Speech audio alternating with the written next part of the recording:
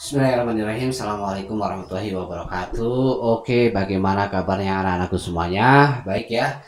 Alhamdulillahirrahmanirrahim. Mudah-mudahan kita senantiasa diberikan kebaikan oleh Allah Subhanahu wa Ta'ala, dan mudah-mudahan kita tetap dalam lindungannya. Baiklah anak-anakku semuanya, kita akan melanjutkan materi kita, yaitu tentang Muhammadiyah pada periode penjajahan Belanda dan juga Muhammadiyah pada periode penjajahan Jepang. Nah, bagaimanakah tokoh-tokoh pimpinan yang berperan dalam periode-periode tersebut? Baiklah, kita mulai saja pelajarannya, tapi jangan lupa kalian buka terlebih dahulu dengan bersama-sama membaca bacaan basmalah. Bismillahirrahmanirrahim. Nah, untuk selanjutnya, sebelum kita masuk kepada materinya, silahkan kalian pencet tombol subscribe-nya terlebih dahulu agar kalian bisa mengikuti materi-materi dari channel ini ya. Oke, langsung saja. Muhammadiyah periode penjajahan Belanda. Nah, berdasarkan Government Besluit atau dalam bahasa Indonesia badan hukum ya. Jadi setiap organisasi di Indonesia ini harus memiliki badan hukum ya, sehingga kedudukannya menjadi legal. Nah, berdasarkan Government Besluit yang dikeluarkan oleh pemerintah Hindia Belanda pada tanggal 12 Agustus 1914, bahwasanya Perserikatan Muhammadiyah itu telah didirikan oleh Kiai Haji Ahmad Dahlan pada tanggal 18 November 1912 ya. Jadi cukup lama ya Kiai Haji Ahmad Dahlan itu mendirikan Muhammadiyah, prosesnya ya untuk menjadi organisasi yang legal ya.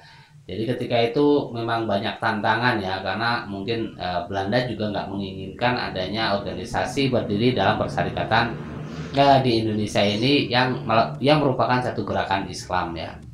Maka prosesnya itu 2 tahun ya, cukup lama untuk mendapatkan legalitas oleh pemerintah Hindia Belanda. Nah, berdasarkan perkembangannya Muhammadiyah dari masa ke masa atau periodisasi perkembangan Muhammadiyah itu dibagi menjadi 3 ya. Yang pertama adalah periode sebelum kemerdekaan. Bagi 2 ya, sebelum kemerdekaan ya, yaitu penjajahan Belanda dan juga penjajahan Jepang pada periode tersebut. Kemudian juga ada periode kemerdekaan sesudah kemerdekaan, yaitu Orde Lama dan juga Orde Baru, serta reformasi tambah 1 lagi. Sini reformasi ada ya, reformasi. Nah, bagaimanakah perkembangan Muhammadiyah oleh tokoh-tokoh pimpinan Perserikatan Muhammadiyah pada periode-periode tersebut? Kita bahas. Yang pertama kali adalah Muhammadiyah pada periode penjajahan Belanda. Nah, pada penjajahan Belanda, Muhammadiyah dipimpin oleh pendiri daripada Perserikatan Muhammadiyah itu sendiri, yaitu Kiai Haji Ahmad Dahlan. Beliau memimpin Muhammadiyah dari tahun 1912 sampai 1923. Nah, Muhammadiyah pada masa itu melakukan perintisan pembentukan jiwa dan juga amal usaha Muhammadiyah. Ya, detailnya pada film Sang Pencerah ya. Jadi ketika Kiai Haji Ahmad Dahlan awal mula berdirinya Perserikatan Muhammadiyah itu, beliau melakukan perintisan. Dirintis terlebih dahulu atau menanamkan prinsip-prinsip dakwah amar ma'ruf nahi munkar bagi seluruh anggota daripada Perserikatan Muhammadiyah supaya kokoh terlebih dahulu ya. Prinsip-prinsipnya apa? Ya, ditanamkan surat Al-Maun, dipahamkan tentang surat Ali Imran ayat 104, ditanamkan bagaimana seorang Muhammadiyah itu harus menyelesaikan seluruh problematika yang dihadapi oleh bangsa ini, baik dalam beragama, kehidupan beragama harus menjalankan ibadah yang lurus ya, jangan dicampur dengan syirik, khurafat, bid'ah, tahayul ya, percaya sama ramalan dan lain sebagainya ya, seperti itu. Kemudian juga bagaimana amal-amal usaha itu dibangun ya, sehingga amal usaha Muhammadiyah itu memberikan satu kesejahteraan bagi masyarakat ya, bagi bangsa ini. Nah, itu sudah ditanamkan prinsip-prinsip itu sejak awal oleh Kiai Haji Ahmad Dahlan. Sampai ketika itu berdiri organisasi wanita yang pertama kali, yang dianggap ini mengangkat harkat dan juga martabat daripada wanita itu sendiri ya. Jadi wanita boleh bekerja. Dulu wanita itu pekerjaannya hanya dapur aja, dapur. Tapi kemudian berdiri satu organisasi yang didirikan oleh Kiai Haji Ahmad Dahlan, namanya Sopotrisno. Nah, Sahabat Tresno ini yang nantinya berubah menjadi organisasi Aisyah ya sampai sekarang. Ya, Pak Sahabat Tresno itu berdiri tahun 1918. Nah, kemudian selanjutnya dari tahun 1923 sampai 1932 dipimpin oleh Kiai Haji Ibrahim. Nah, di antara perkembangan daripada Kiai Haji Ibrahim, yang pertama adalah Muhammadiyah meluas ke luar Jawa. Nah, jadi pada masa Kiai Haji Ibrahim ini Muhammadiyah sudah meluas sampai keluar Jawa ya. Jadi dulu ketika Kiai Haji Ahmad Dahlan mendirikan Muhammadiyah, kemudian legal resmi dikeluarkannya Guar Permen Besli tadi, surat badan hukum. Jadi badan hukum itu menyatakan bahwasanya Muhammadiyah itu hanya boleh bergerak itu di residen Yogyakarta saja. Residen itu artinya wilayah, hanya sebatas boleh mendirikan persyarikatan asalkan hanya di residen Yogyakarta atau wilayah Yogyakarta saja, nggak boleh berdiri di luar daripada residen Yogyakarta ya. Makanya ketika itu banyak sekali organisasi Muhammadiyah berdiri itu. Banyak orang yang membentuk mendirikan persyarikatan Muhammadiyah di luar residen Yogyakarta. Ya, ketika itu dengan nama yang berbeda, bukan namanya Muhammadiyah ya. Mungkin banyak nama ya ketika itu ya. Nah, ini karena memang dibatasi oleh pemerintah Hindia Belanda ya. Supaya nggak berkembang, hanya berkembang di Yogyakarta saja. Maka ketika pada periode kepemimpinan Kiai Haji Hisam dari tahun 23 sampai 32 itu Muhammadiyah ya sudah meluas sampai keluar Jawa ya. Nah, setelah itu ketika Muhammadiyah meluas sampai keluar Jawa, maka ada usaha untuk menghimpun ulama-ulama se-Jawa ya. Karena Muhammadiyah sendiri adalah sebagai gerakan Islam. Gerakan Islam itu segala amal usaha dan juga perbuatan langkah-langkah harus didasarkan terhadap nilai-nilai yang terdapat dalam ajaran agama Islam. Tentunya harus disalurkan melalui ulama-ulama ya disebarluaskan oleh ulama sehingga ajaran paham Islam Muhammadiyah bisa menyebar kepada cabang-cabang ranting-ranting yang terdapat di wilayah-wilayah ya atau di wilayah di luar daripada residen Yogyakarta termasuk di seluruh Jawa. Nah itu ketika melihat bagaimana meluasnya Muhammadiyah keluar Jawa, kemudian yang dilakukan oleh Kiai Haji Ibrahim yaitu melakukan atau menghimpun ulama-ulama se-Jawa. Nah selanjutnya mendirikan Majelis Tarjih. Nah Majelis Tarjih yang kita kenal itu majelis yang suka merumuskan hukum agama ya, Majelis Tarjih, atau mengeluarkan fatwa-fatwa ya. Salah satunya ketika kita mau puasa itu kan fatwanya keluar dari Majelis Tarjih. Tapi bukan hanya itu aja, banyak fatwa-fatwa atau hukum-hukum syariat ajaran agama Islam yang difatwakan melalui Majelis Tarjih. Nah, Majelis Tarjih ini didirikan pada masa Kiai Haji Ibrahim ya. Karena tentunya ketika Muhammadiyah sudah melebar, meluas sampai keluar Jawa gitu kan, otomatis problematika permasalahan dalam hidup itu banyak dan permasalahan hidup itu harus diselesaikan secara agama ya atau berdasarkan nilai ajaran agama Islam. Nah maka dirumuskan permasalahan itu dalam sebuah majelis yang disebut juga dengan Majelis Tarjih, dan itu didirikan pada masa Kiai Haji Ibrahim.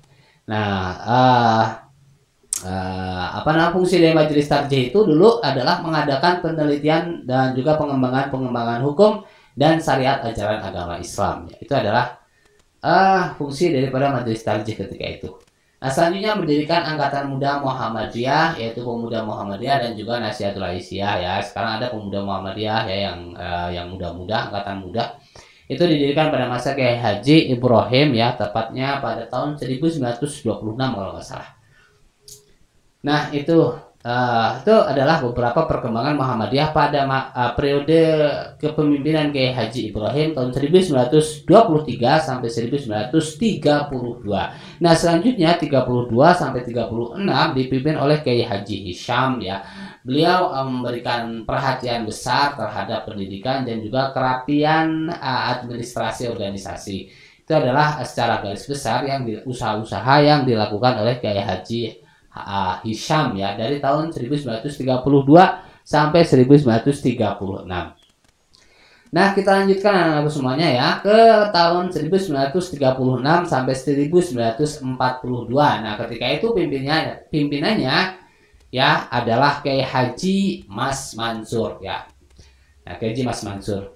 Nah, Kiai Haji Mas Mansur ini ketika memimpin Persyarikatan Muhammadiyah, beliau memiliki satu misi. Misinya adalah pengukuhan kembali hidup beragama dan paham agama dalam Muhammadiyah. Nah, mungkin pada tahun ini banyak sekali paham-paham yang masuk ke bangsa ini ya, dan juga mempengaruhi paham Islamnya warga Muhammadiyah ya, karena mungkin transformasi budaya seperti masuknya paham sekulerisme, kapitalisme ya, paham-paham yang mementingkan kehidupan dunia daripada mementingkan kehidupan akhiratnya. Maka ketika itu Kiai Haji Mas Mansur mengambil satu sikap. Beliau memiliki satu misi, yaitu pengukuhan kembali hidup beragama dan paham agama dalam masyarakat. Nah, hal tersebut diambil melalui setelah dirumuskannya sebuah masalah yang terjadi dalam masyarakat ketika itu, yaitu masalah dunia, qiyas, sabilillah, ibadah, agama, sabilillah ya. Itu ya.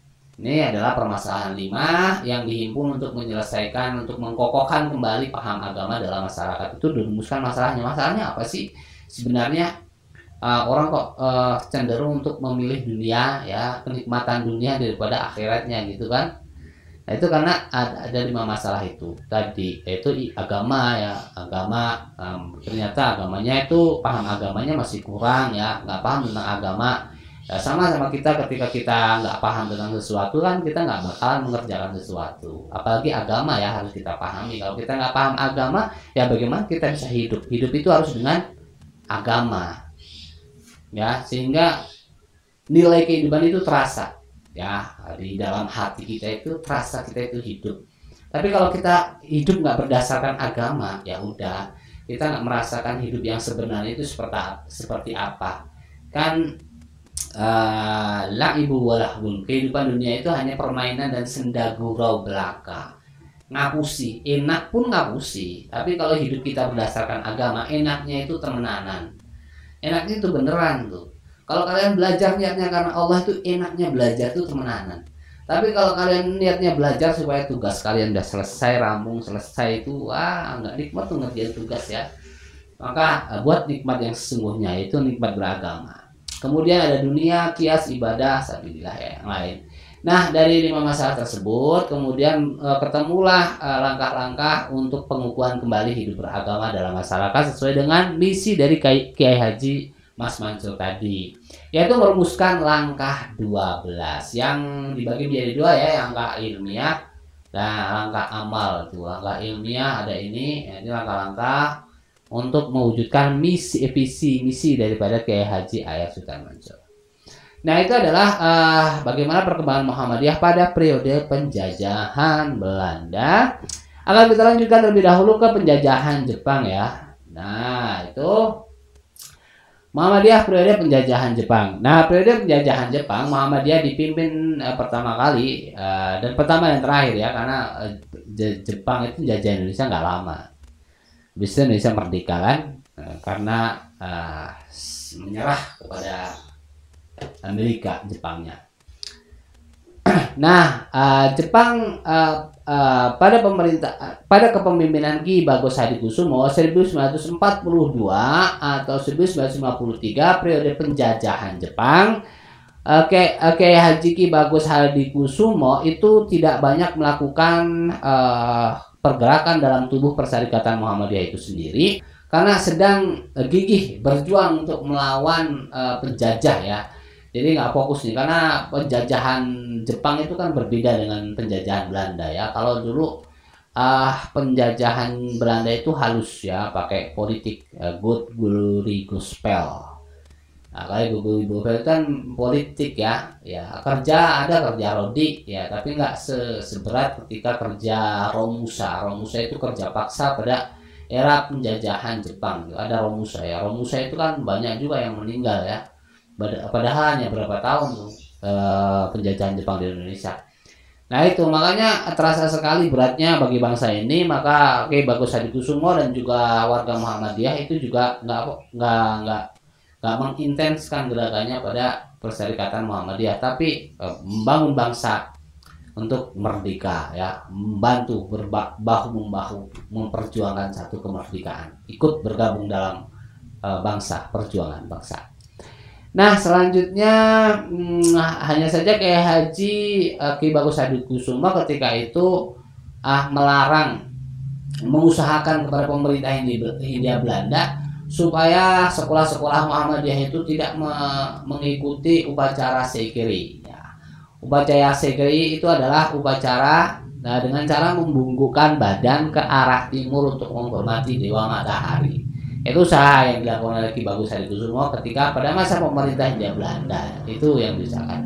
Nah setelah Indonesia merdeka, baru Ki Bagus Hadikusumo melanjutkan kepemimpinannya dan melakukan gerakan-gerakan yang terdapat pada tubuh Perserikatan Muhammadiyah.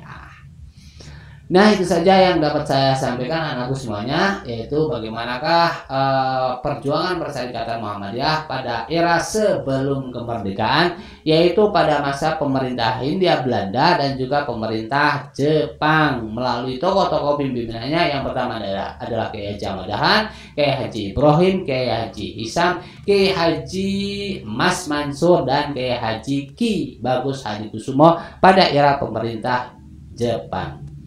Oke, itu saja yang dapat saya sampaikan. Kurang lebihnya mohon maaf, dan saya akhiri. Assalamualaikum warahmatullahi wabarakatuh.